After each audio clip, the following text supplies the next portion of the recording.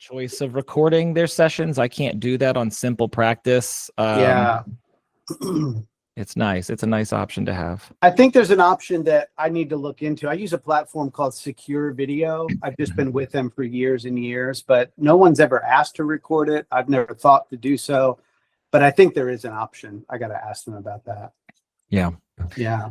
Bob, can I just ask, how long has that been part of your offerings as you've been working with people on video conferencing? Pretty much all along. I just say at the beginning, would you like to record this? Mm. And usually they do. And if they record it to their computer on Zoom as opposed to the iCloud, they get the only copy. Right. So Let's see. Yeah. Yeah.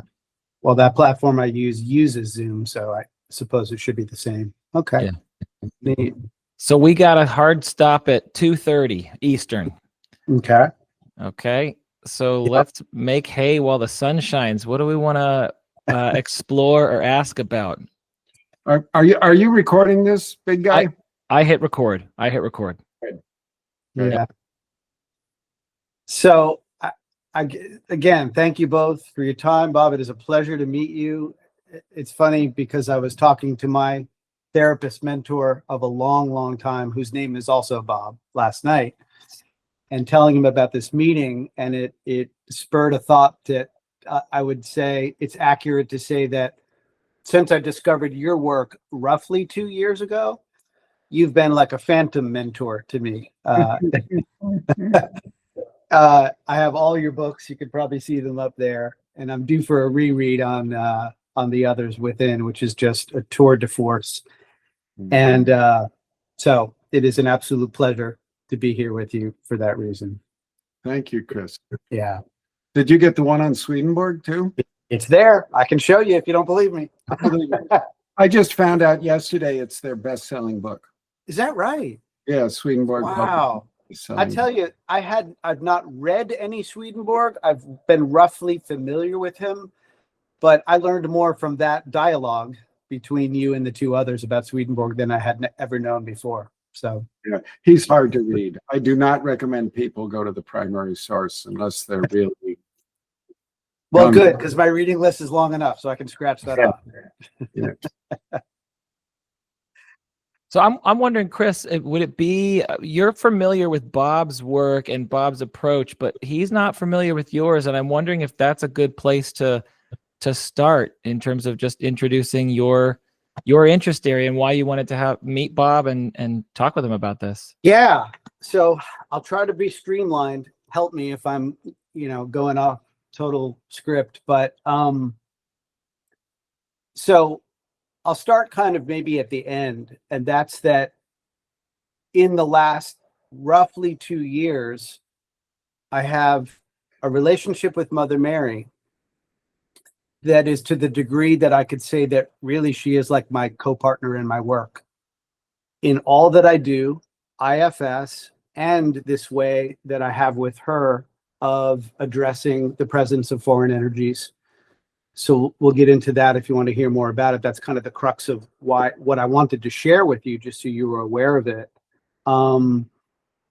But so to kind of back up, all of this sort of came online for me around 2018, 2019 with, as I kind of humorously put it, the grand finale of being brought to my knees at the end of a roughly 10-year dark night of the soul that I didn't even realize I was in until I was brought to my knees in the way that I was.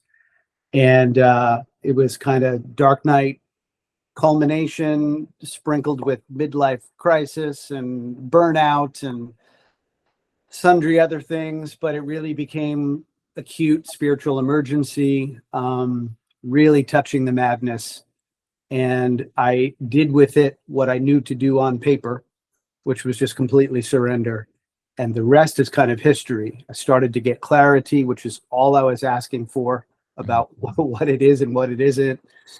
And the unfolding of that surrender experiment brought about the fruits of which I never thought would be, not that I didn't think were possible, but didn't know that it was in the cards for me.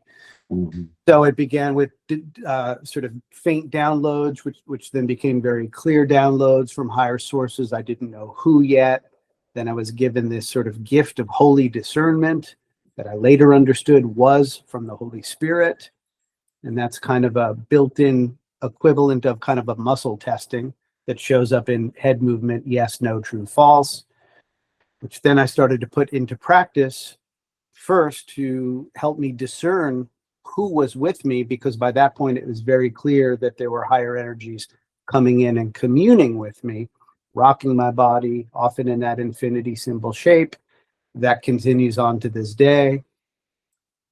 Began to apply that discernment with educated guesses about who might be with me, what kinds of sources. Long story short, it all began with Saint Germain. That introduced Melchizedek, Mary, and then it became a whole other wide assortment of those who I had even to kind of really go back to school to try to figure out who is working with me. So for the first probably 2 years, maybe, out of that 2018-19 real treacherous spot that I found myself in, it was all just for me. I'll kind of skip over a lot of that to where it started to become very clear to me intuitively, energetically, and then through confirmation with transmissions that these sources were coming through to wake me up in various ways. But one way is to wake me up to what is the highest potential of what I am, my soul is here to do in my work. Mhm. That is, to put it one of many ways that it could be put, is to be like a vessel or instrument of divine will, divine light, healing power, and potential for those that are open to that. So I started to experiment with those already in my work that I knew would be open to this kind of thing. That wasn't hard to determine. Mhm. And then people started to get wind of that and come to me more specifically for the inclusion of the spiritual realm or the divine realm in the clinical work. And from there, I developed a kind of a purely source-guided, transpersonal, what I call a co-facilitated mystical experience, which I think is roughly equivalent to the spiritual presence experience. But a little more potent, maybe it is for many, many people, runs a spectrum of experience, but that's essentially where we just agree to surrender a session to the higher sources who's ever going to come in and work with the person, set up a toroidal field of energy, and descend some portion of their energy, a la theurgy, to the person to work with them on any particular level of their being, which can be one of many. I can usually ascertain that, but it's basically just a potent mystical experience of love, light, and healing energy, and often much more. So on one end of the spectrum, people just feel a sense of calm and bliss, and like there's definitely an external loving presence with them. On the other end of the spectrum, it can be sort of versions of like a temporary near-death experience, going out of body, soul retrieval, psychic surgery, shamanic dismemberment type stuff. That's a little more on the rare side. Most times it's something in between.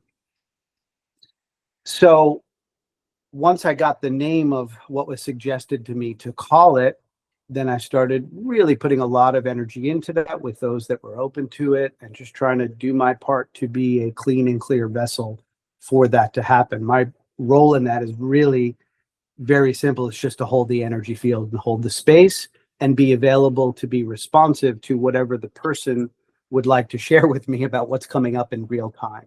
Some people just go completely absorbed and silent. Other people want to keep me abreast play by play of what they're sensing, noticing, and feeling all throughout.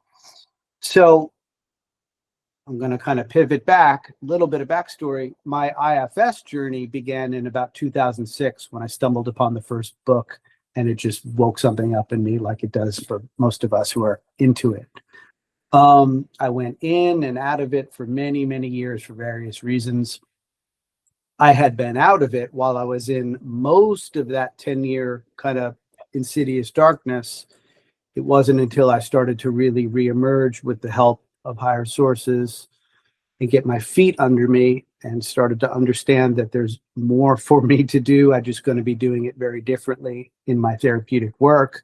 And at some point it dawned on me, this would be a good time to bring IFS back in. So I did. I was already doing that other process that I just described. And once I started doing IFS again with people, it had a very different felt sense quality for me because I was kind of back online with more self energy and this kind of divine spark, higher self to higher sources connection, which was amazing.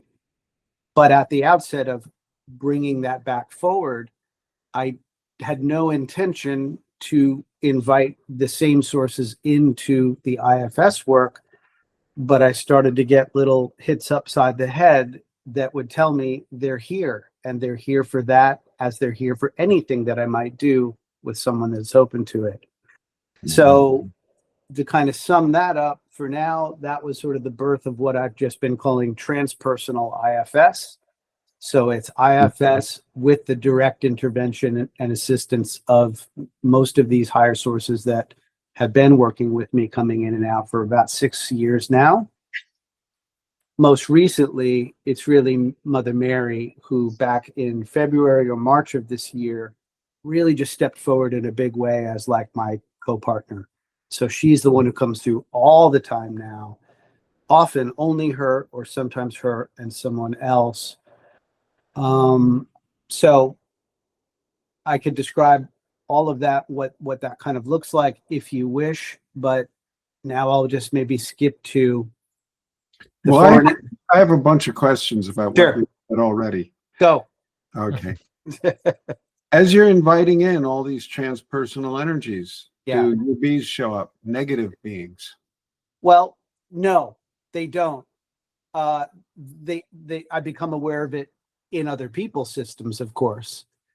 But so in my 2 years of incubating with this process before I was bringing it into the clinical space or with clients, there were 2 or 3 instances where something did get in that was to show me, I believe, what the difference is on an embodied felt sense level between something that is of the light and something that is not.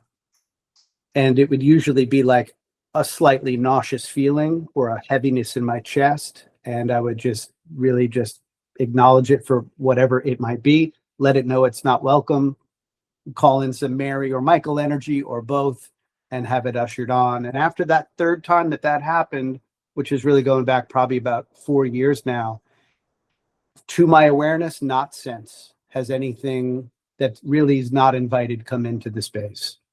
Have you ever asked Mary or any of the others, how come not? Most people are flooded with this stuff when they open these boundaries. Yeah. Have I asked specifically? No. And I think it's just because I'm trusting my experience of it in real time. And I'm trusting, and this might connect to where we might go with how Mary is working with me for the UB phenomenon, is that kind of like from the old Catholic view, the old exorcist, that Mary is the terror of demons. When she is present with me, nothing untoward wants to be here. She has communicated a similar thing to clients in the context of, we have identified that there is foreign energy in someone's system. And if they're open to Mary intervention to address that, Mary has communicated to clients things like, this darkness will not want to remain here as I enter in, or variations of that, which is kind of confirms to me that old idea that there's something to that. That says something about Mary's purity and presence and eternality that they just don't, it sends them packing. They don't want to be any part of it. Okay. Most of the time, in my experience, when people allow their boundaries to these worlds to become more porous, both good guys and bad guys get in, flood the gates. So it seems as though for some in your process, this has happened. So that would be a wonderful thing if you could train or guide other people so that their experience of porosity is also filtered like this. Yeah, it's a good point. Have you ever asked Mary about that, or how you could help with that kind of process or communicating that? No, but that might be part of why I'm sitting here before you today.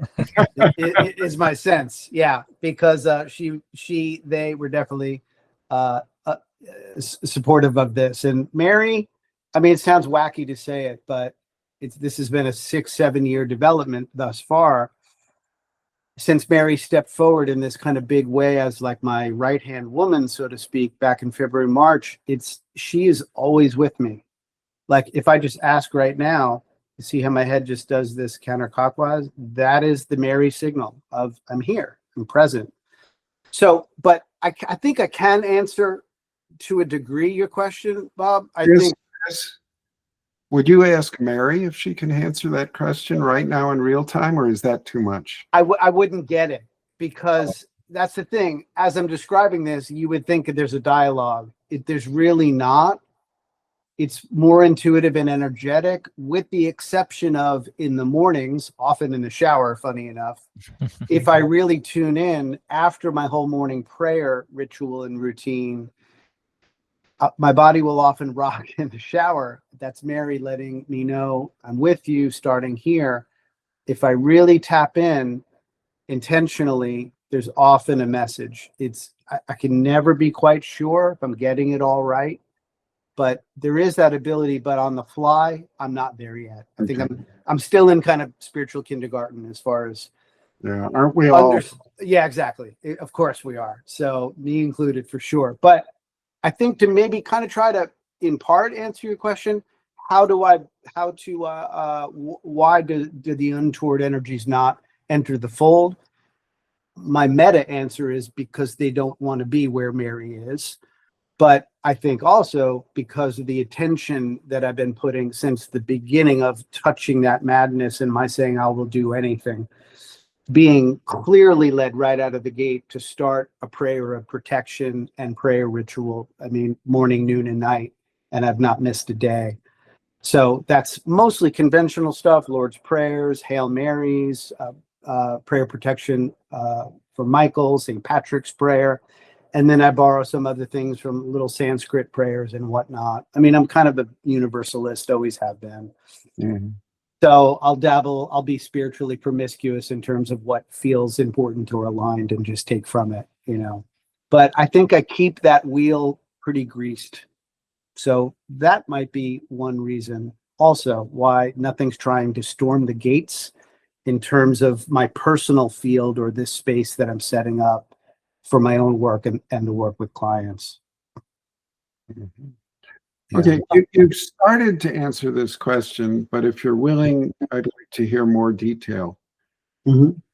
When Mary is present and you feel her presence very strongly, what happens in and around your body? And how do you know it's her?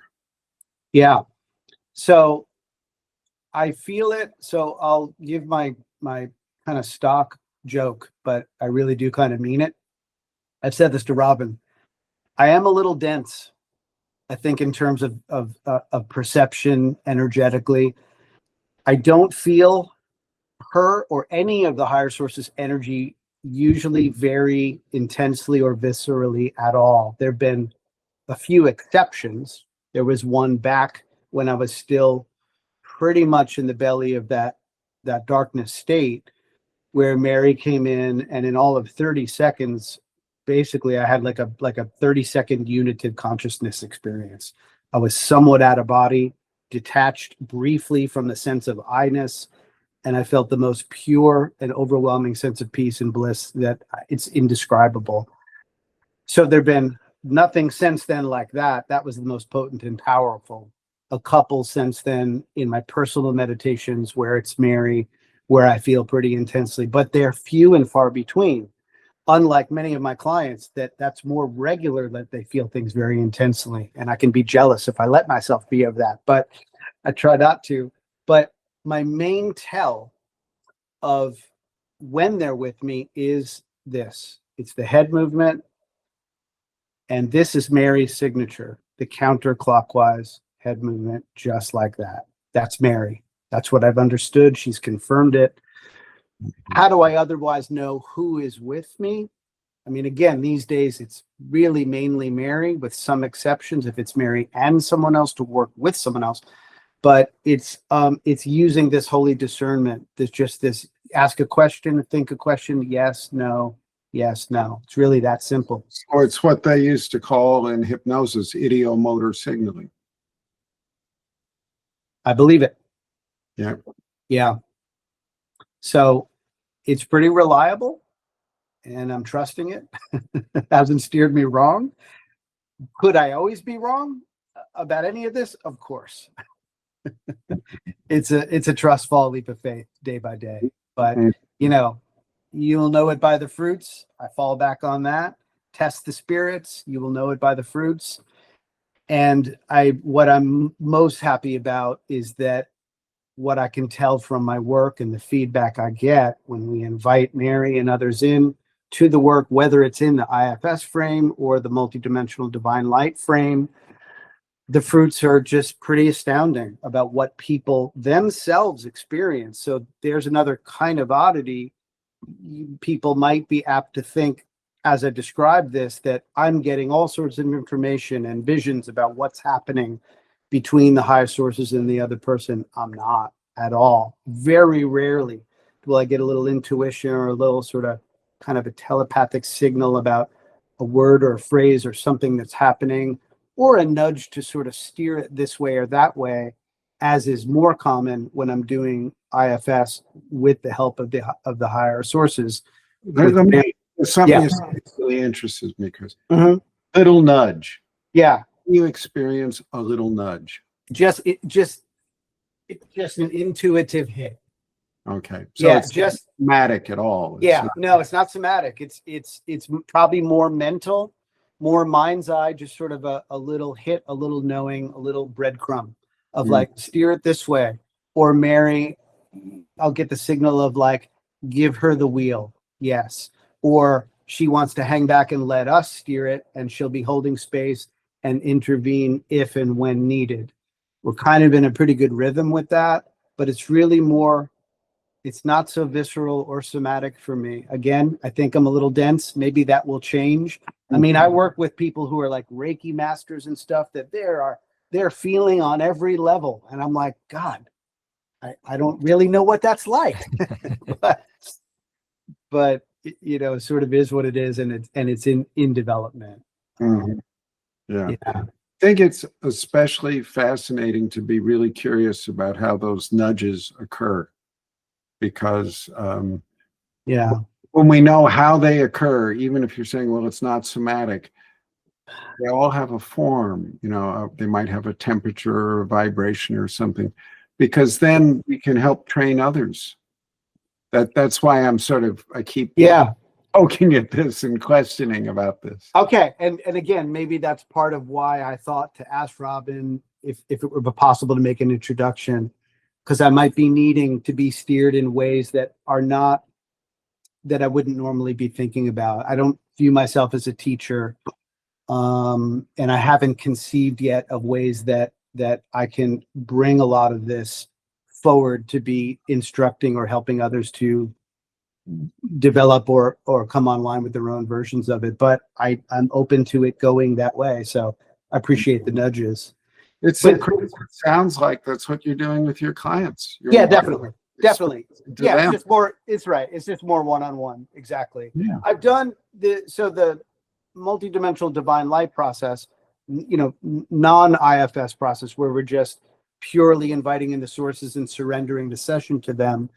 I've done that. I did about a year-long experiment locally with doing it for free with anyone that were interested, in groups at a local like metaphysical bookstore. And that was pretty cool. I viewed it as like really kind of a selfish experiment, because at that time, when I got the name of it, when the name was downloaded, Call It This, it came with a vision of me doing it with like a sea of people, really online, like a Zoom meeting with like untold number of faces. And I came out of that so grateful for the name because it really resonated, but really gun shy and confused about how I would be offering this in groups. So I decided I'll run an experiment and do it locally in person with groups so I could get the feedback from people, hopefully, that each person had an idiosyncratic experience of that all at the same time with one or more sources. And I didn't even need to run it for a year to kind of show me that. I mean, not everyone did have a palpable experience. Not everyone always will. Mm-hmm. But more often than not, people did, and wildly different from the next, which is kind of mind blowing to try to even put your finger on. Another question. Yeah. One thing Spirit tells me, and I encourage clients, is do not name the spirit contact unless there's specific mission from the spirit contact. And it seems like you're absolutely fine naming very, very clearly and precisely who it is you're talking with. Are there any downsides in your experience to naming it so specifically? Not that I have seriously considered, because I've never gotten any, I mean, even in about a year's worth of kind of transmission experiences with various higher sources, I've never been, nothing's ever been mentioned about that, pro or con. So there's that. I think I've always been such a spiritual geek that when this all started for me, the parts of me that just felt like I wanted to know if it were possible to know, and then the discernment started to help me to know, I've just gone with it. So it's like the cat's out of the bag already, I guess. Yeah, it is. On that, yeah. And I generally find that people are just comforted by that. If I say what I'm getting is that it's Mary and Isis energy here for you today, or Mary and Archangel Chamuel. Even if people don't know who Chamuel is, for example, they just feel comforted that, it seems most of the time they feel comforted that I have a way of at least possibly knowing, but we leave it open to the mystery of it all too. I think part of where I come from that also is just viewing this so universally as just, these are all just emanations of the one. So I don't put a ton of stock into it. It's this, and it has to be this soul. And I think most people who work with me kind of know that already, that that's where I'm coming from. So they sort of just go with me on that and just stay open to the experience, not so much being hung up on who it is or who they are, right? One thing I've come to believe is that, in our culture, it's considered insane to meet conscious agentic beings deep in your own psyche. So just validating for people that we can meet conscious agentic beings in our psyche who can help us tremendously. Whatever name, just that validation in and of itself can help people heal in profound ways. I couldn't agree more. That's been my experience, that for people who, like me before all this, always knew that this stuff happens, it's possible. I just kind of never thought it would happen to me. Always been open to that, but it's been just astonishing and humbling. And again, I had to be kind of hit upside the head once again by Spirit to show me, hey, this isn't all just for you, dummy. Start bringing this in to people that you know would be receptive.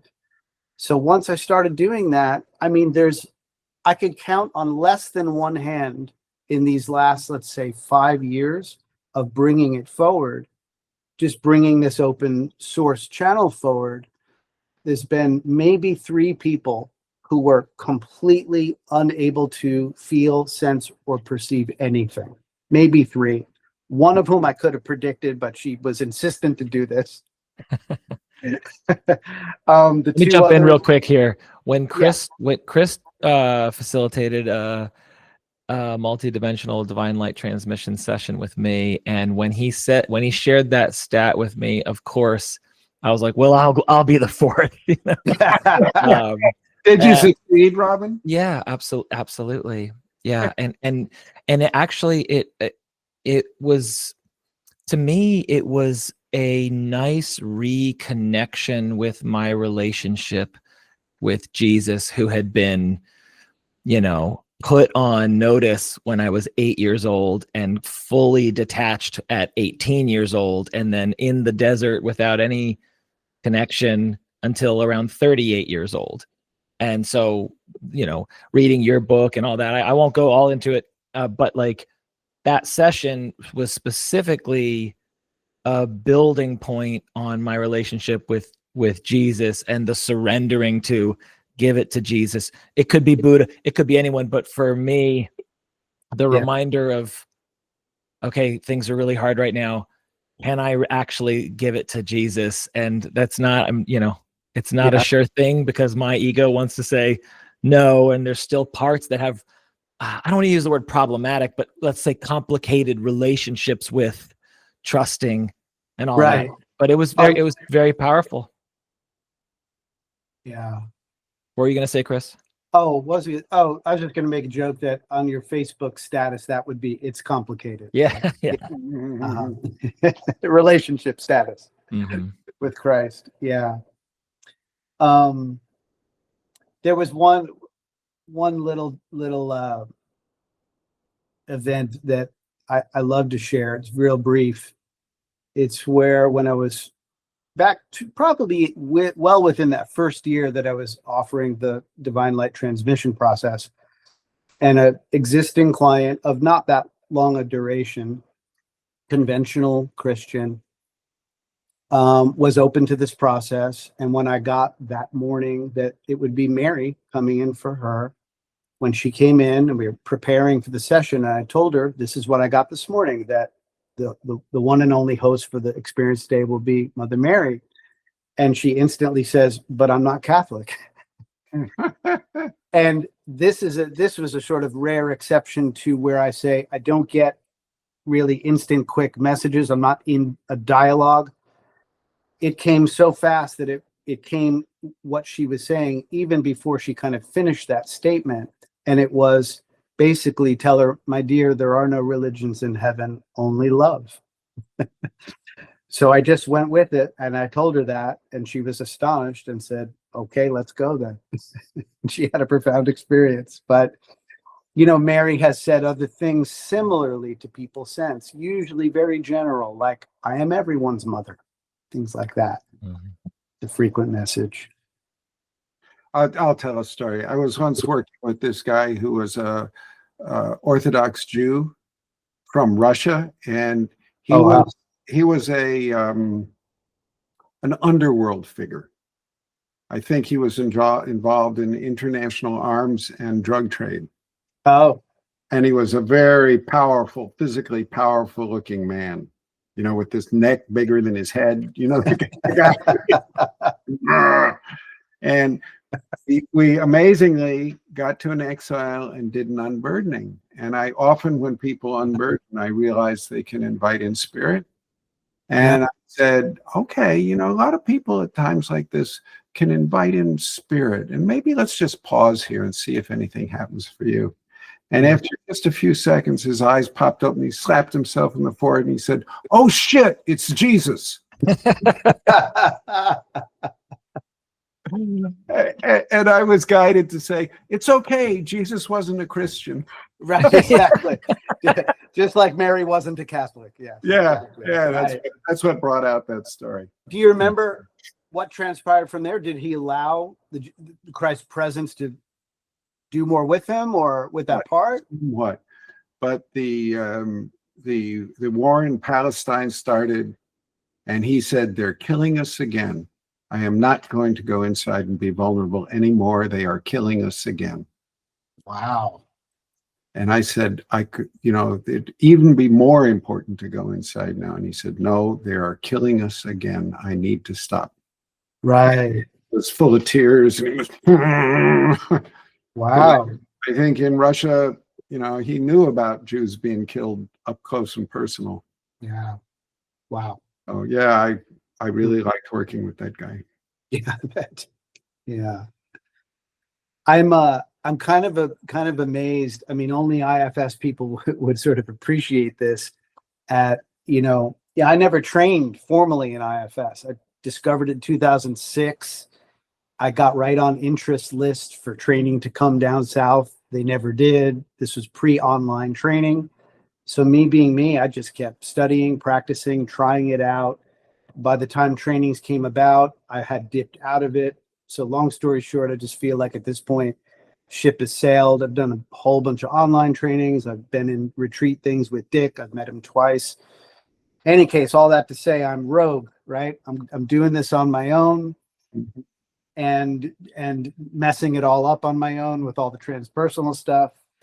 And when Mary and sometimes others, more Mary lately, but when I started to open up to the higher realms for IFS work, it was just amazing to me how they always know what to do. They know what we're doing. They know what to do when to sit back, when to intervene.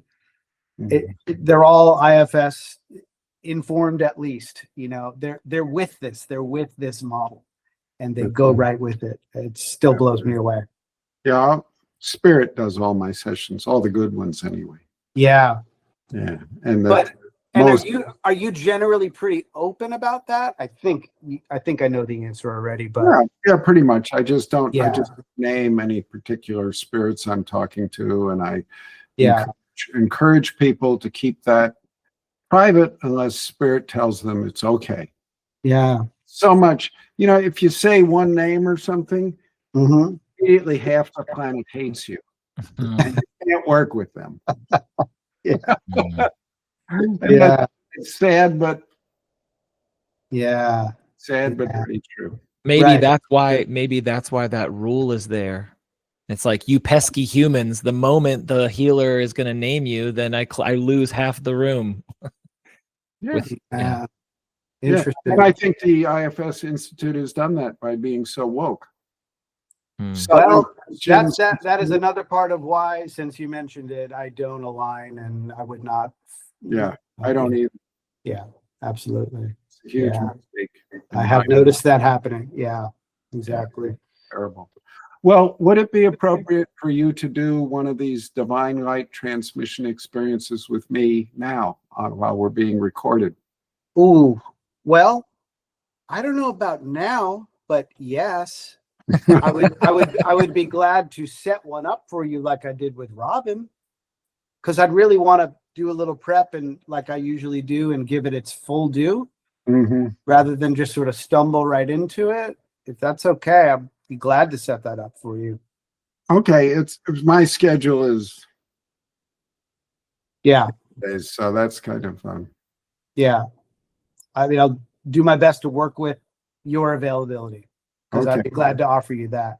Because we usually I dedicate an hour and a half to those. A little bit of just preparation discussion on the front end. Then the session itself usually takes anywhere from 45 to 60, 65. And then that leaves a little time to just process on the back end. Yeah. Okay. So if we just dove into it now, it'd be short shrifting you on that, and I wouldn't want to do that. So. Okay.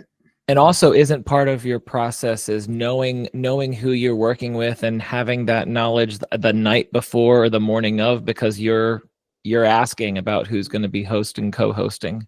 That's how I've started this. Yeah, it's morning of. I usually cannot get that information before then. It's got to be kind of day of. Yeah. And I mean, I've had it a few times where people say, I don't want to know. And I say, that's fine. And they just have their experience. That's been rare, 2 or 3 times maybe. And in each time, whether it was feminine or masculine sources, it's always matched their felt sense experience of that. That's been interesting. So mine is the name, the gender sort of carries through. But if it's okay, I did want to try to just describe how Mary has come in to really be the main instrument in the releasing foreign energies. Okay, great. Yeah, if you're open to that. So, it started with organically when I'd be able to either through the work, through a typical IFS session, meeting a part that turned out wasn't a part, it would happen that way. And I would get a sense of, usually Mary being with me would kind of be giving me that a little bit like, put me in, coach, nudge, which is really how I think about it. And I think she kind of finds that humorous too. It gradually evolved from my realizing that whenever that would be discovered, or if someone was coming to me already pretty clear that they have some foreign energy attachment in their system, I noticed in short order that at that time, while it was always different sources coming through, for that, it was always Mary. So that sort of naturally evolved into now it is only ever Mary who comes in for that work. And I'm now at the point where when we are setting up a dedicated session for that to address UBs or foreign energies, I more or less set it up like a divine light session where we might do some IFS sort of prepping, checking with the system. How do they feel about if this thing is going to be gone? And then some post kind of standard work like you have taught me to do through your trainings and books about how to be sensitive to any parts that might be grieving the loss of that thing, etc. But in the meat and potatoes of the work, I'm no longer really doing any IFS approach to it. I'm bringing in Mary and giving her the wheel, and she takes it. Mm-hmm. And it can look, of course, different every time, depending on how many or what they are. But to just give you a general kind of sense is that she comes in her usual way, and she will typically have some kind of statement message for the person that's just compassion, love, do not fear, I got this. And then Mary, that usually the person will have a visceral or a felt sense of where she is finding them in their body or their field or their energy centers, throat, gut, head, whatever. And she'll often, it sometimes takes a little time, but she will remove them, often show what they appear like to the person, or show them to the person in the way that the person perhaps has already conceived them to look like or feel like. And then there might be some information sometimes from her direct to the client, not to me, about their nature, like whether they're just parasitic or trickster or whatever, never like from where they come, but something about kind of their nature. And then she'll usually instantly turn them into like a pink flower or a lavender plume of smoke or something like that. She'll just transform them into the opposite. And then I think is maybe the part that's similar to your experience or what I picked up from reading your material, that like everything has free will, she offers them the choice to go to the light or the heavenly realms, to be healed, transformed, and forgiven. That's my sense, or healed, forgiven, transformed. Or if they decline, they just kind of go to the void. And it's pretty quick and dirty, easy work for her, I think, being the terror of demons. If demons flee in her presence, this is kind of easy work for her. And that's just kind of a rundown of how that's looking, that particular process with Mary. Do you ever find that what I find most of the time is that parts of the person are not willing to let the thing go? I've not encountered an unwillingness. I've encountered parts saying they're unsure, they're confused, kind of like what it would mean, where are they going, why do they have to leave? Those types of things come up, but I've not had a like, no, not yet anyway. Okay, or parts being terrified of them and therefore sort of connected to them through terror. That's for sure. And I think I could say at least to some degree of certainty, as if there's any certainty in this realm, that when she does provide sort of her initial, when she brings her energy forth into the client's field and usually gives in this process that initial comforting message, my sense is it's for the whole system. The message of basically, trust me, I love you, I got this, this is good.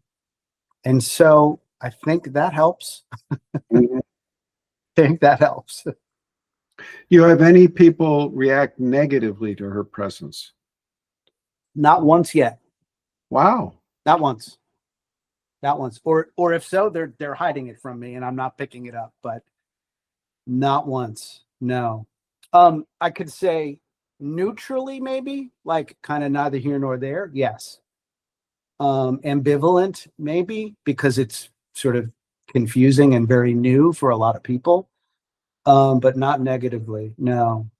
I think one time, some years back, when I think like one of the, maybe Saint Germain or one of the sort of ascended master energies came through, somebody felt temporarily troubled by it. But that was somebody that also had, in times past, shown some evidence of a little bit of sort of just, I think probably had a psychotic break at some point. I think that was a little downplayed. I didn't know him that well, but he came to me for this process. He had an unsettling experience. It was kind of left unclear to both of us whether that was a direct energetic response to that energy was coming through, or if that would have been a troubled response to anyone or anything that we would have invited in. But that's the only one I can think of. But Mary, not so much. Usually with Mary, people just feel like a blanket of love and compassion, and they're teary, and it just softens. It softens and opens them right up. Okay. Another question very similar. Yeah. I come to believe that just like with IFS being a constraint release model, and the way to get self is to just get the parts who are not happy with self to step back, and it's always right there. I've come to believe that's true with this contact with spirit also. So that implies that almost everybody has all sorts of parts that are not welcoming of spirit, and that the way to contact spirit more is to help those parts relax and step back and make room. Does that, well, the theological word is kenosis. Does that hypnotic process resonate for you, or would you have another way to describe what you do?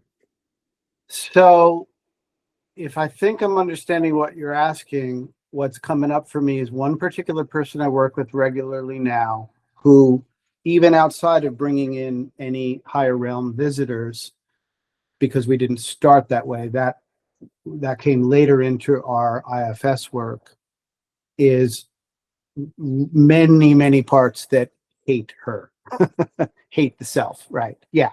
So after a good chunk of work with meeting a lot of those parts, inviting them into circles, let's hear all about it, it became very clear that this was deep attachment wounding, severe early trauma. What's unfolded from there is lots of sort of epigenetic, ancestral, really heavy, painful, dark stuff, also part of her system.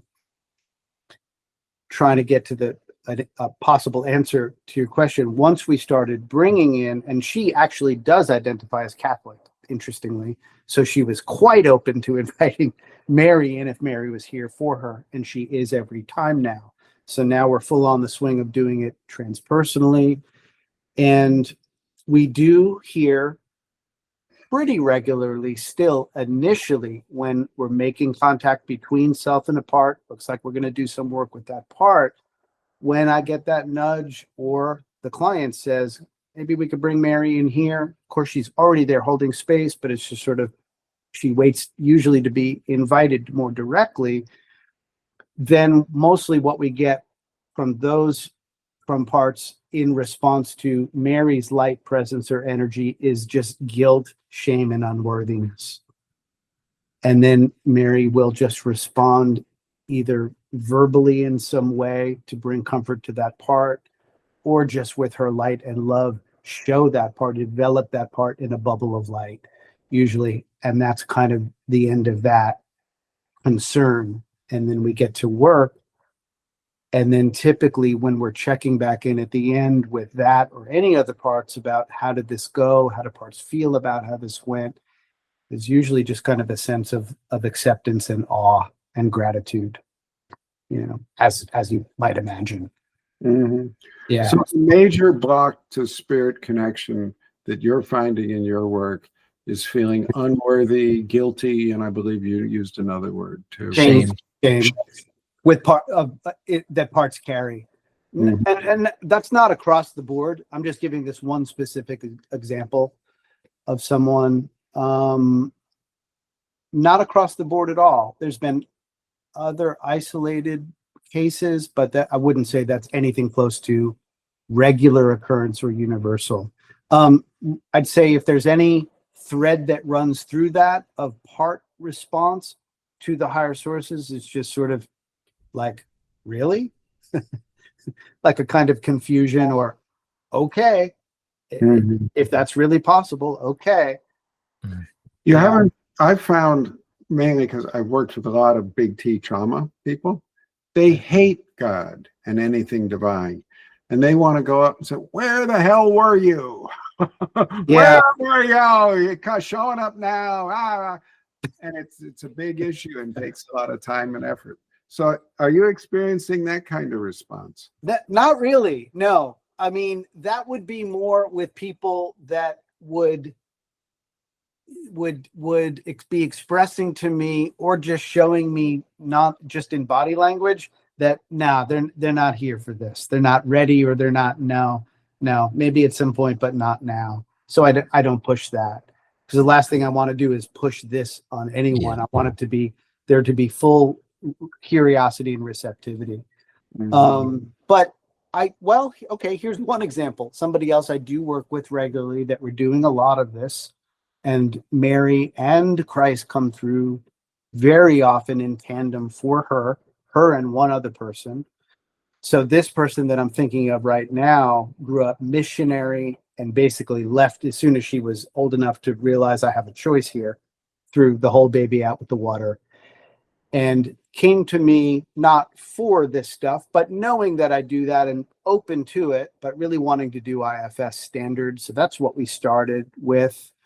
And then it somehow organically became, in the option of inviting in higher sources.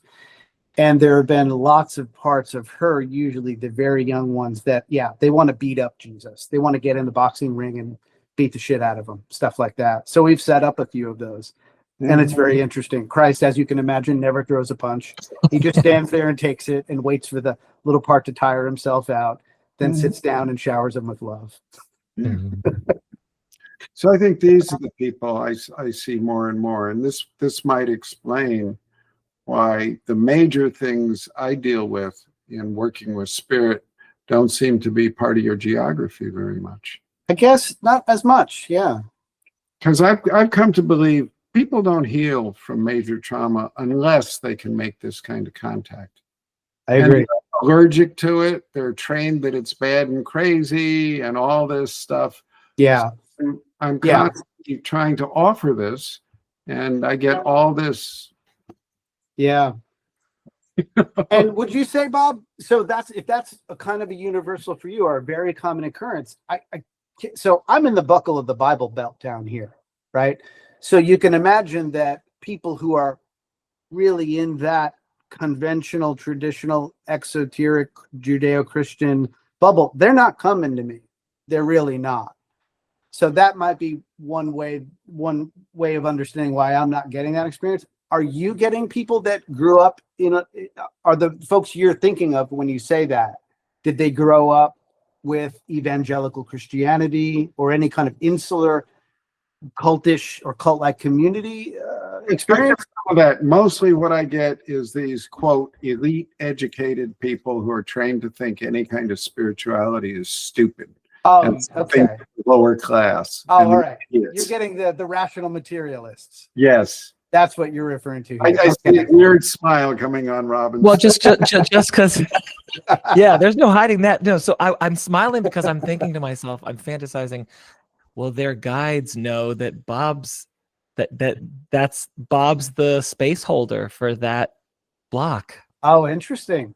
And that was just a complete fantasy, right? I don't know. Yeah, it's Well, very, maybe not.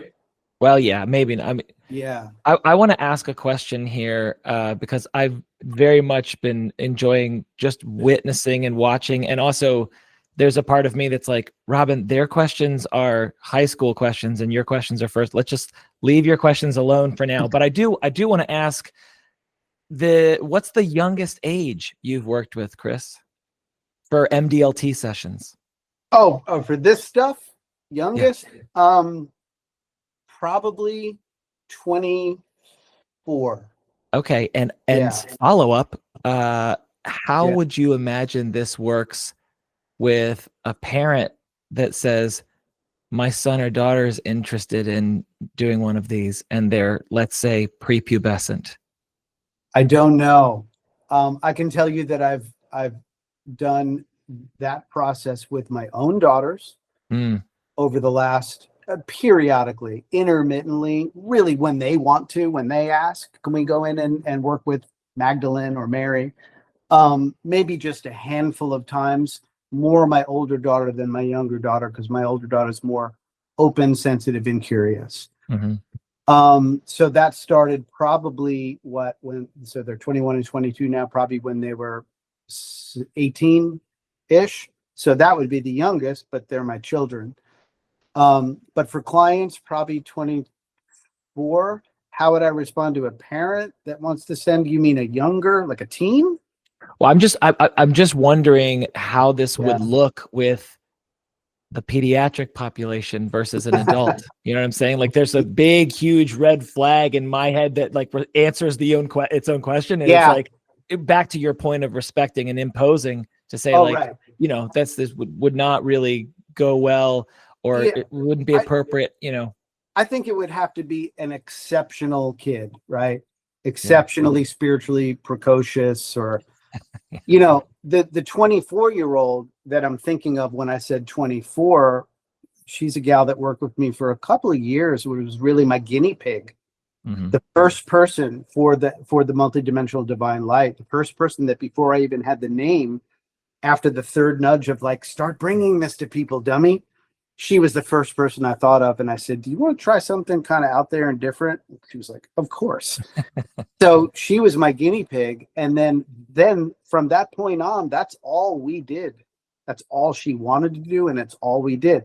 But I'm illustrating that I think somewhat exceptional, because if we both understand it right, she's a walk-in soul from age 12. She got walked into.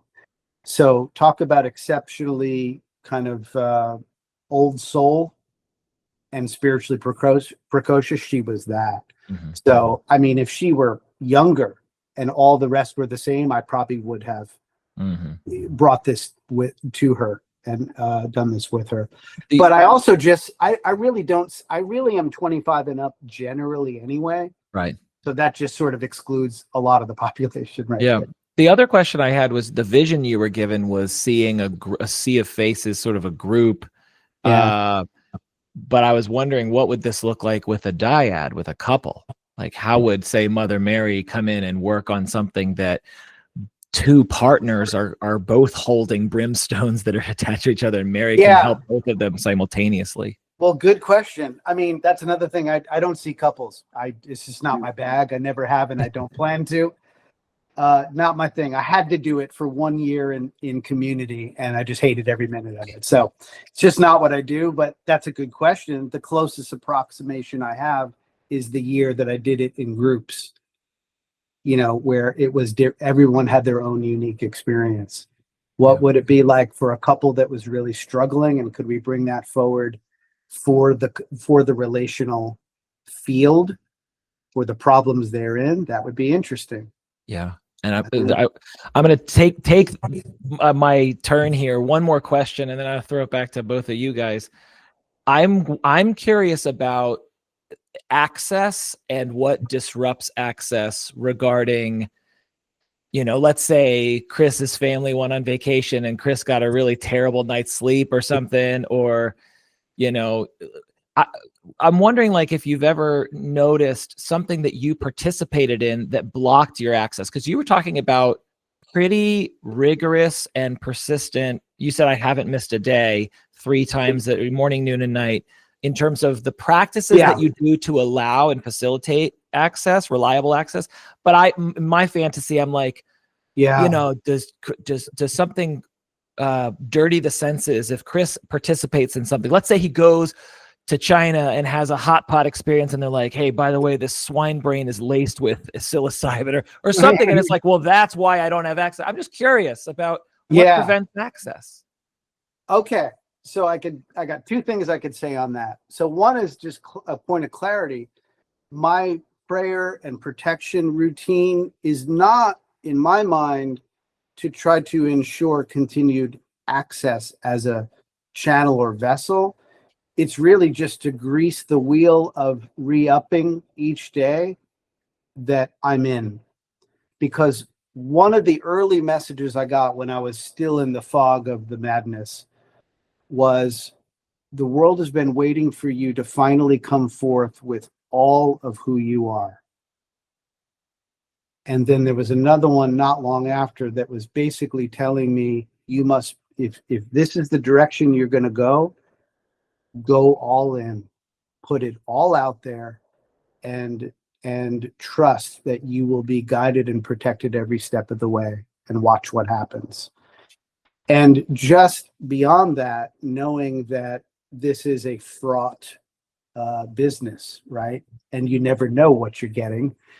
I just made it a point from that point forward that I'm going to do all the prayers and calling in a protection day and night for the long haul without fail.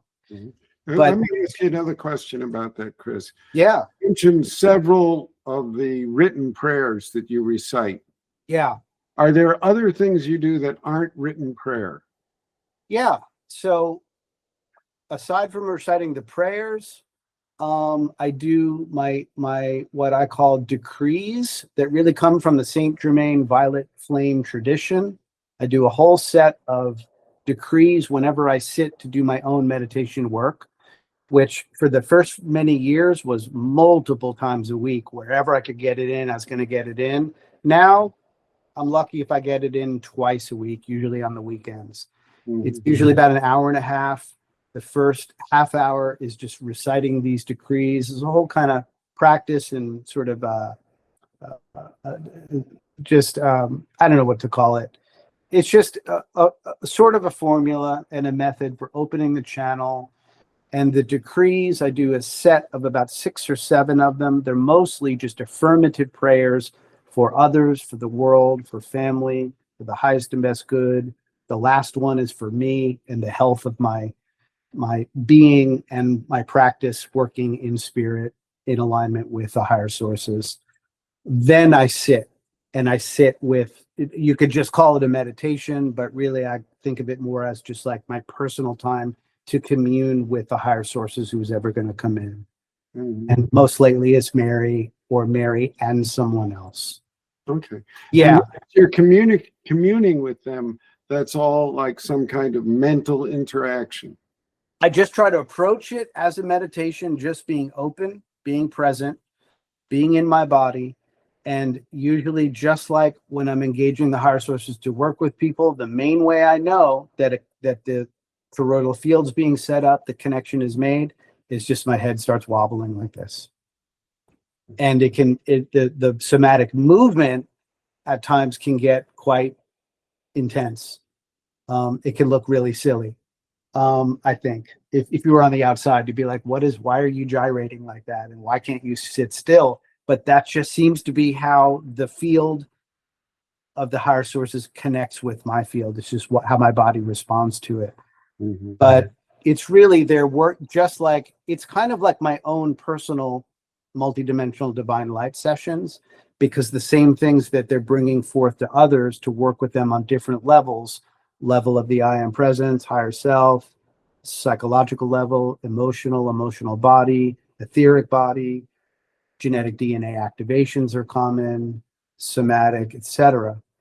I can often feel, or if I can't feel or sense, I can get through the discernment on what level of my being might Mary be working with me on today. Okay. Sometimes not. It's basically out of your consciousness. Yes. And you get little hints about. Yeah. Little Hints at best. I once had this image at the beginning of a large dose psychedelic experience that spirit was opening up the hood of my car to work inside. Spirit said, "Is it okay if I work in here and you don't have to watch? That would be better." And I said, "Fine." Yeah. And hours later, I saw Spirit close the hood of the car, wash his, like wipe the grease off his hands with a rag. Interesting. Yeah. My last psychedelic experience was a large dose mushroom trip, 2021, 22 maybe. And three distinct movements of it. One was being rebirthed down into the center of the earth by a gigantic hedgehog. And that was interesting. I was crawling around on the floor, burrowing down, apparently, my wife told me later. And then I was transported into both, there was a segment in ancient Egypt, then one in ancient India, much of which was happening so fast and so many colors, I really couldn't make heads or tails. And then I was out into the cosmos for the last third. And I had this image that I'll never forget of the entire universe being like a gigantic alien brain. That was pretty fascinating. Distinctly alien. And then at the end of the experience, I remember clearly in the come down, I knew it was kind of done. I had to go pee. I did, came back inside, and I felt this. My wife put the playlist on, George Harrison song came on, and I found myself dancing around the room like a Hare Krishna, except I felt headless. I felt like my head was back on the mat and it was just my body dancing around. Haven't done it since. Don't feel the pull. Mm-hmm. Do you consult these energies when you're making real life decisions? Yes, I consult. I'll use the quick and dirty discernment guidance to get a little yes, no. Sometimes I can get a maybe or a not yet or a not really for you to know. That's been helpful to discern that one. Some things it's just it's not for me to know or not time yet. If there are things like one of my children's going through something and we're really not sure how to handle it, it's really distressing, I'll make it a point to sit with Mary, usually on that, and I'll get some kind of guidance. And the guidance usually comes through this head shake, head nod. No, when it's more direct, so that's sort of the quick and dirty, just the yes, no for the most part. But for about a year, all last year, there was what I call kind of a telepathic transmission experiment where kind of coming from the shower thing experiences with Mary, I started to get up earlier and I would sit drinking my coffee and I would just get a sense that there was a message for me. And I would ask, okay, is that right? Yes. And who is it from? And then it was every day, usually someone different. And then if I could make the time, I would intentionally sit with pen and paper and translate what I was getting. Never entirely sure if I'm getting it all right, but some of them were pages long. And often that's where I'd get the more direct guidance. A lot of it was about sort of the history of my soul through lifetimes and filling in the picture about why this all kind of unfolded the way it did. And that, all with the larger message of you're on the right track. Just keep going. Great. Yeah. I since shut that down because the way that I was able to transmit or confirm if I was getting it right or not was by using the head movement. And I started to get such a sore neck. I couldn't do it anymore. So I basically said, I'm going to shut that down. But if you want me to continue receiving those, please give me a clear hearing or something else so I don't have to move my head and neck around so much, because I'm making my chiropractor rich and it's not really helping much.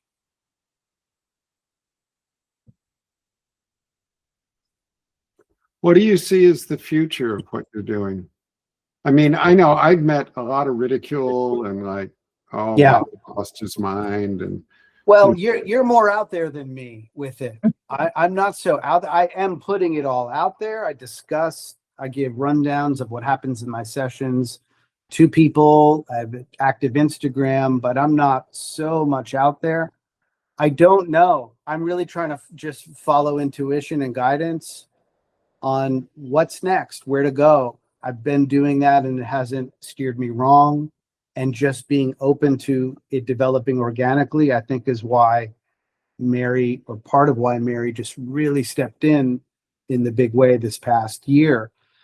So I know that there's a development. I feel like it's not for me to try to really figure out or intellectualize or plan too much, just be open and follow the breadcrumbs. I think this might be one of them in a way, and I'm really appreciative of that. So I don't really know. In terms of ridicule and pushback, it's funny that, I mean, I'm not out on the world stage, so it's a small sample size, but to date, I haven't gotten any. wow. None. Like nobody calls me a fraud or a freak or a nut. I don't get ripped apart on Instagram. I get unfollows like we all do, but I haven't gotten any direct criticism. No one's complained to the board yet. I expect that will come at some point. Yeah. Well, what I do when I'm doing this kind of work is I send it to everybody now. What I'm doing, I consider what I'm doing now a spirit healing process. This is not psychotherapy. Oh, interesting. You draw the hard line there. Then. Yeah. Yeah. I don't want to be talking to any of those regulators. Exactly. Go away. I'm not doing your stuff. Yeah. I think in my mind, I've imagined that I'm getting away with it by, if I'm putting any label to what I'm self, is just calling myself a transpersonal therapist now. I mean, that's a legit subfield. So I like to think that brings me some safety or gives me some leeway in terms of the eyes of the conventional world or the licensing bodies, you know? Yeah. And I think that varies state by state, state board by state board. Yeah. You know, that brings to mind, I'm sure you're aware with your whole history with Dick Schwartz and IFS, that, you know, he did this Sounds True, the spirituality of IFS. Do you think that, I don't know how much legs that's going to have in terms of really opening up the IFS Institute or the collective consciousness awareness of IFS and how it can be a portal to the spiritual and mystical? I mean, do you see that happening, or do you think that's still going to stay kind of fringe? I don't know. You know, I don't really. I'm out here doing what I can do with the people who come to me, and I don't know that world. Right. About that, I think it's absolutely necessary. I think without it we're lost. Yeah. And that's why, you know, I'm often dealing with people who are not really open to this, because I don't think they're going to heal until they open to the dimensions. It doesn't seem to matter what, you know, it's like in the 12 steps. If people can't make contact with a higher power, they're going down. Right. Yeah. Yeah. That's not a nice way to put it, but it's true. Yeah. Yeah. Or it's limited, at least. I mean, they may stay sober, but they're not going to get the full spectrum of what's possible in terms of their deepest healing. Yeah, and they'll be white knuckling, and they'll make everyone around them miserable. Yeah. Right. So, Robin, are we inspiring you, Robin, to get weird? Well, let me tell you something. I had recently someone, I posted on the listserv in the DC, Maryland, Virginia area, asking for referrals for a family that had reached out for help. And by the way, it was one of those circumstances where like literally someone's on the phone and saying, well, the only person I know is Robin could help me. And then I walk into their visual field because I'm like going to the grocery store and they're like, hold on, I'll call you right back. Robin. It's like one of those. Wow. Things. And anyway, so long story short, I post on the listserv reaching out for family therapists. And then someone messages me and they say, hey, I saw your post. I'm always looking to connect. And these days, and I had to reread it, and I was like, I wonder if this was a really like pokey, edgy part that wrote the reply to this. But they say, this is my population, this is my ideal client, this is what I like to work with, and I'm always curious. And what do you work with? And I gave back a response that I don't think she's going to reply to me because I kind of just said I'm not trying to dress it up at all.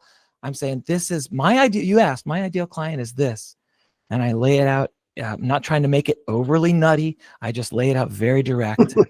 And the thing is, I've dropped any kind of a fear of someone going to a licensing board and taking my license away. Because if and when that just like when you were talking about, it's not for you to know yet. There is a timeline to this stuff. So if something 2 years from now or 5 years from now or next week, the board's like, Robin, your license is going to be like, I guess that's in the cards. Oh, I guess yes. that's what's happening now. That's I going to have open. felt the same. Robin, how did you describe your ideal client? What did you say? I'm going to read it to you. Okay. I'm going to read it. You get Robin Snark now, huh? Yeah. Pokey Robin. While you're looking for that, though, I'll Yeah. respond and say, I have decided on the same. If I ever get called to task by the licensing board for out of scope of practice or whatever they call it, I've decided I would say, you're absolutely right. I surrender it. Yeah. Is done. That's come to a close. Okay. So you can tell that this was not written by self. I said, thanks for reaching out. I always welcome connections with fellow mental health professionals. My preferred client these days are those who are open to spiritual realms and the impact that unwell ancestors are having on their nervous systems. Only when people are open to this phenomenon can they actually have the presence to recover the lost parts of themselves that the unwell ancestors feeding off of. Once the ancestors sent away, preferably to healing realms, but they have free will and sometimes choose to go back to the darkness, then the client can enjoy more healing and the vanishing of symptoms caused by that foreign entity.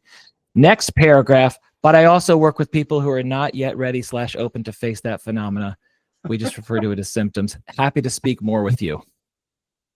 Wow. Thorough. Yeah. Yeah.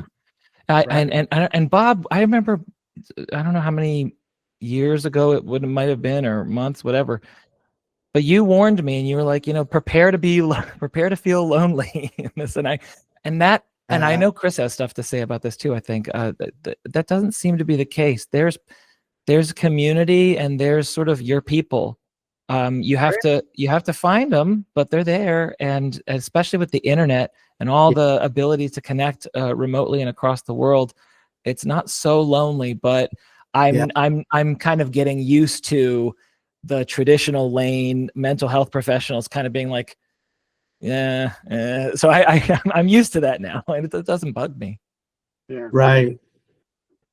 Yeah, I would just add to that for me, it's been it's been paradoxical in that all the years that I was kind of trying to just stay in the box when that wasn't really who I ever was, I felt more lonely then. Feeling like a fish out of water in the conventional psychotherapy world and slowly kind of detached from it locally. It wasn't until all this occurred and I kind of just went full bore into being who I'm supposed to be and doing what I'm here to do, be that, come hell or high water, that even though I still feel like a lone wolf, I know that there are people scattered across the globe who are on this vibration. That's enough for me.